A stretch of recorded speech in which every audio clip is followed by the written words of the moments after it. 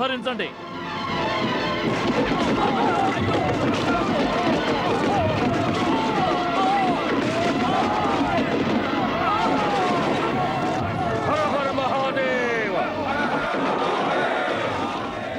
మహారాజా, రామును సైన్యము 4 ద్వారములు ముట్టడించినది. వెలుపల నుండే ప్రధాన ద్వారములకు ప్రాకారములకు భారీ నష్టము కలుగజేసినది.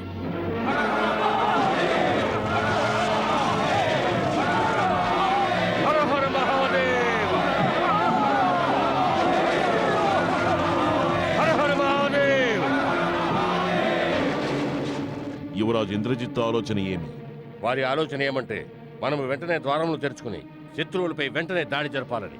అటులనే అన్నిటికంటే ముందు పశ్చిమ ద్వారము తెరుచుకుని శత్రువులపై దాడి జరపండి.